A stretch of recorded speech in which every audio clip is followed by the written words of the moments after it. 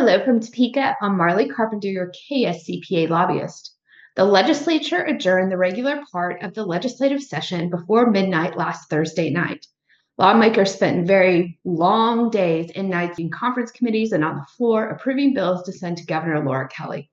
By law, the governor has 10 days from when legislation is presented to her office to either sign, veto, or allow the bill to become law without her signature. The legislature accounted for the timeline and will be returning to Topeka on April 10th for a 3-day veto session. They will finish any of their work and bills in conference committee reports to wrap up on April 12th. Despite making property tax relief a top campaign promise last fall, the Kansas House of Representatives fell short of the required votes to pass a comprehensive reform package for which they hoped. The proposed constitutional amendment HCR 5011 would have capped property tax appraisals at 4% annually. This bill did pass the Senate, but failed to advance in the House. While sweeping reform did not materialize, lawmakers did pass some more modest tax relief efforts, including a bill that would eliminate the 1.5 mils of statewide property tax levied for maintenance and renovations for state buildings. The estimated savings range from $28 for a house valued at $150,000 to $258 for a home valued at $1.5 million. The $75 million price tag will be backfilled by the state general fund. The legislature did advance significant tax reform bill this week that gradually moves the state to a single income tax rate contingent on state revenues exceeding a specific threshold.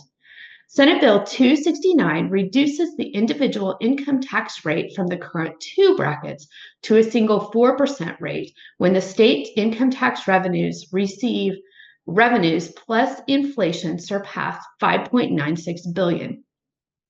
Corporate income tax rates would subsequently be reduced with the goal of creating a more competitive business environment and potentially attracting new economic development to the state.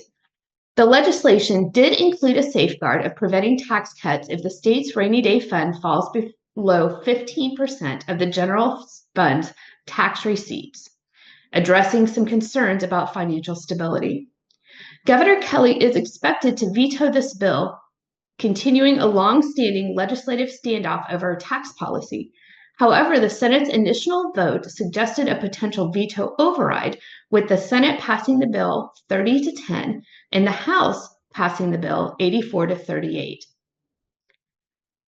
In a departure in previous years, the legislature crafted the state's fiscal year-end budget for fiscal year 2026 entirely on its own. After many rounds of negotiations between the House and Senate budget leaders, the approved $10.63 billion state general fund budget includes a 1.5% across-the-board cut for agencies. Despite efforts to reduce spending, budget projections show a deficit in the out years of approximately $461 million in the red by 2028.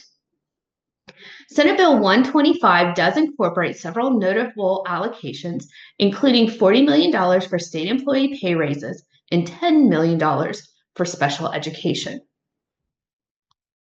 Senate Bill 30 is headed to the governor's desk and requires adoption of occupational licensure for any material changes to an existing license by certain state agencies to be approved by the legislature.